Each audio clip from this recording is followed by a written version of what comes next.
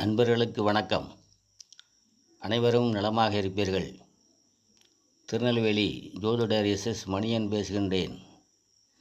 எனது ஜோதிட ஆசானும் எனது தந்தையுமாகிய கோயில்பட்டி திரு கே சங்கரன் பிள்ளை அவர்களையும், ஜோதிட மாமேதை ஜோதிட கலை அரசு ஐயா ஆதித்ய குருஜி அவர்களையும் வணங்கி, பாரத பிரதமர் திரு மோடிஜி அவர்களின் 1வது ஜாதக ஆய்வின் தொடர்ச்சியை இப்பொழுது பார்க்கலாம்.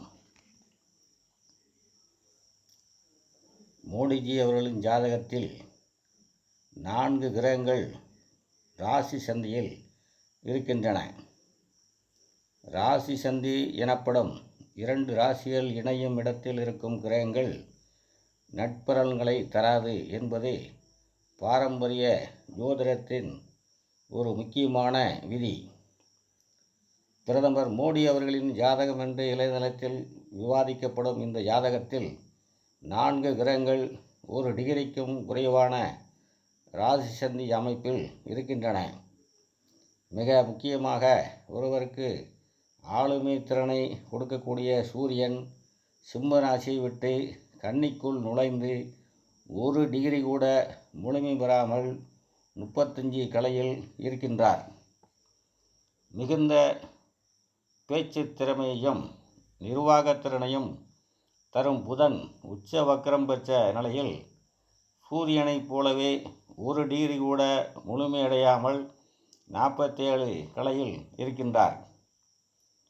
லக்னாதிபதி என்று குறிப்பிடப்படும் செவ்வாயும் 1 பாகை கூட முடிக்காமல் தனது சொந்த ராசியான விருச்சிகத்தில் 55 கலையில் அமர்ந்திருக்கின்றார்.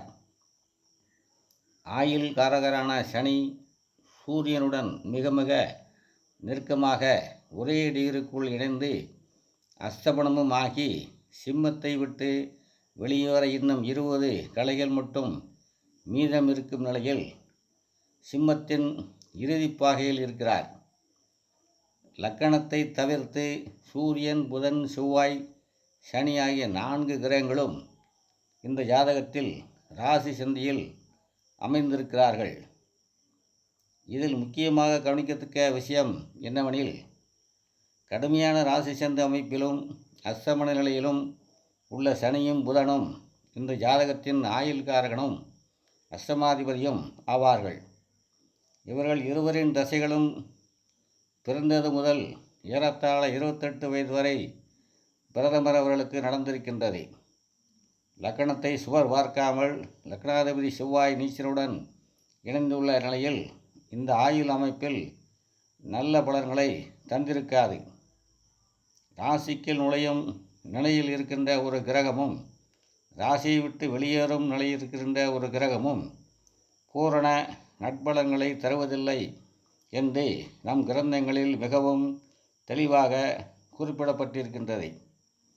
இது தவிர்த்து மிக முக்கிய அமைப்பாக ஒரு மிகப்பெரிய நாட்டின் தலைமை பொறுப்பை ஏற்று நடத்தும் அளவிற்கு அதிர்ஷ்டமுள்ள ஒருவரின் ஜாதகத்தில் பதவி தரக்கூடிய 10ஆம் இடம் மற்றும் அதன் அதிபதி மிகுந்த வலுவுடன் சூத்துவமாக இருக்க வேண்டும். மறைந்த தமிழக முதல்வர்கள் எம்ஜிஆர், கலைஞர், ஜெயலலிதா அம்மையார் ஆகியோரின் ஜாதகத்தில் இதனை தெளிவாக காணலாம். கலைஞருடைய ஜாதகத்தில் ராசிக்கு 10 கூடிய சனியும் லக்கணத்திற்கு 10 கூடிய செவ்வாயும் உச்சம்.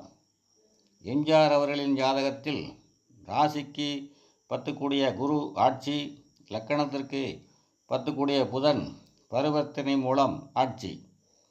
ஜெயலலிதா அம்மையார் அவர்கள் ஜாதகத்தில் தெளிவாக ராசிக்கு 10 கூடிய சுக்கிரன் உச்சம், லக்கணத்திற்கு 10 கூடிய குரு ஆட்சி என்ற நிலை இருக்கிறது. ஜோதிட விதிகளின்படி ஒருவர் பிரதமர் போன்று மிகப்பெரிய தலைமை பொறுப்புக்கு வர வேண்டுமெனில் 10ஆம் இடமும் சூரியனும் மிக வலுவாக இருக்க வேண்டும். குறிப்பாக சூரியன் மிகுந்த சுகத்துவமாக திக்பலத்திற்கு அருகில் அமைந்தோ அல்லது 10ஆம் இடத்தோடு தொடர்பு கொண்டோ இருக்க வேண்டும்.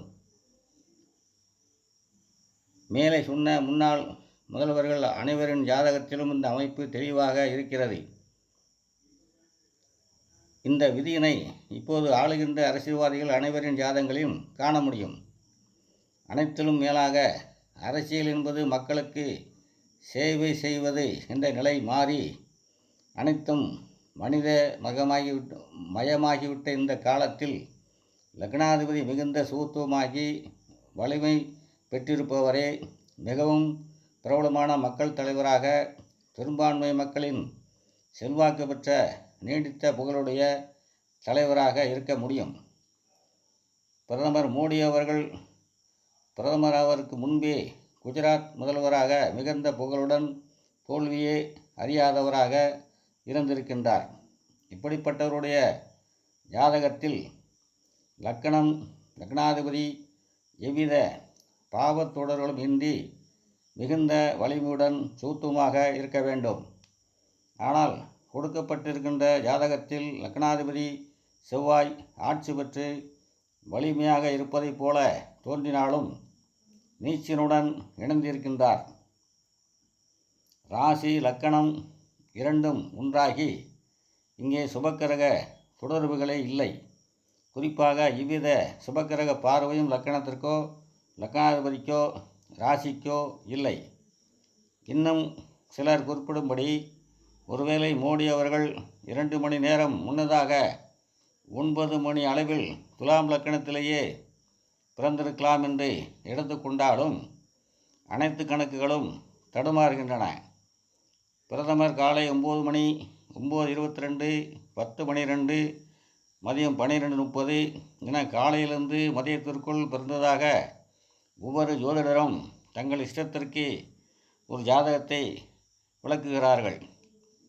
லக்னாதிபதி வலுவிழந்த நிலையில் வாழ்ந்த தலைவர்களே இல்லையா என்ற கேள்வியிலுமாயின், சுதந்திரமடைந்த காலகட்டத்தில் வாழ்ந்த தியாக மனப்பான்மை கொண்ட வெகு சில தலைவர்களின் ஜாதகங்களில் மட்டுமே லக்னாதிபதி குறைப்பட்டு இருந்தார். அதற்கேற்றாற்போல அவர்கள் சொகுசு வாழ்க்கையினை அனுபவிக்கவில்லை. கர்மவீரர் காமராஜர் அவர்களை இதற்கு உதாரணமாக சொல்லலாம். அவரது ஜாதகத்தில் கடக லக்கணமாகி லக்னாதிபதி சந்திரன் 8இல் மறைந்திருந்தார். தன் வாழ்வில் பெரும்பகுதியை காமராஜர் அவர்கள் சுதந்திரத்திற்காக சிறையிலேயே கழித்தார். ஒரு நாளும் அவர் ஆடம்பரங்களை விரும்பியதில்லை. இறக்கும்போது அவரிடம் இருந்தவை 2 பழைய வேட்டி சட்டைகளும் 100 ரூபாய் பணமும்தான் என்பது எல்லோரும் அறிந்த வரலாறு. ஆனால் இன்றைய அரசியலாளரின் நிலை அவ்வாறு இல்லை. நாடும் மாநிலங்களும் முன்னேறியுள்ள நிலையில் அனைத்து அரசியல்வாதிகளும் சொகுசு வாழ்க்கையே வாழ்கிறார்கள். கால்நடையாகவே நாடு முழுவதும் சுற்றிய தலைவர்களின் மத்தியில் கோடிக்கணக்கான ரூபாய் மதிப்புள்ள சொகுசு கார்களில் வலம் வரும் இன்றைய அதிகார மனிதர்களை நீங்கள் ஒப்பிட முடியாது. சொகுசு வாழ்க்கை வாழ வேண்டுமெனில் உங்கள் லக்னாதிபதி சுத்தமாக இருந்துதான் தீர வேண்டும். வாரம் முழுவதும் ரேஷன் அரிசி சோறும் வெறும் கத்திரிக்காய் சாம்பாரும் சாப்பிட்ட பெருந்தலைவர் காமராஜரின் ஜாதகத்தில் லக்னாதிபதி மறைந்திருக்கலாம். ஆனால் இன்றைய சூழ்நிலையில் ஒருவருக்கு லக்னாதிபதி கெட்டால் அரசியல் தலைவராக வர முடியாது. மிக முக்கியமாக ஜாதகத்தில் சூரியன் மிகுந்த சுபத்துவத்துடன் வலிமையாக இருக்கும் ஒருவர்தான் பல கோடி மக்களின் தலைவராக இருக்க முடியும். இந்த ஒரு காரணத்தினால்தான் தலைமைக்கு காரணமான சூரியனை இயற்கை சுவரான குரு பார்க்கும் யோகத்தினை சிவராஜயோகம் என்று நம்முடைய ஜோதிடம் அழைத்தது. பிரதமர் அவர்களின் ஜாதகத்தில் சூரியன் திக்பலத்திற்கு அருகில் இருந்தாலும் சனியை பூரணமாக அஸ்தமனம் செய்து பாவத்துவமாக இருக்கின்றார். மூல விதிகளின்படி அஸ்தமனம் செய்த கிரகங்களின் தன்மையை சூரியன் அப்படியே தருவார். குருவை சூரியன் அஸ்தமனம் செய்திருக்கும் அநேக ஜாதகர்கள் அரசு ஊழியர்களாக, அரசு அதிகாரிகளாக இருப்பதை காணலாம். இது குருவின் நெருக்கத்தால் சூரியன் சுபத்துவம் அடைவதால் வருவது. தலைமை தாங்க வைக்கும் சூரியனுக்கு அருகில் பாவரான சனி இருக்கக்கூடாது.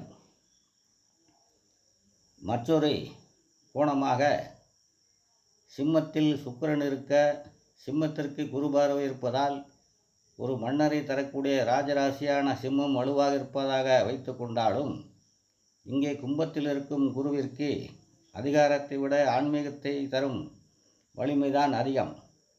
குரு ஆட்சி உச்சம் பெற்று அல்லது நட்பு வீடுகளில் இருந்து பார்ப்பதே ஒரு ராசியை பிரதமாக்கும் அளவிற்கு வலிமையாக்கும். மேலும் சிம்மத்தில் சனி இருப்பதும் அவர் தனது 7ஆம் பார்வையால் குருவை பார்ப்பதும் குருவிற்கு வலிமை குறைவு. பிரதமருக்கு இன்று ஒரு தனிப்பட்ட குடும்ப வாழ்க்கையும் குழந்தைகளும் இல்லாத அமைப்பும் இந்த ஜாதகத்தில் ஒத்துவரவில்லை. 5இல் ராகு இருப்பது மட்டும் புத்திரதோஷம் ஆகிவிடாது.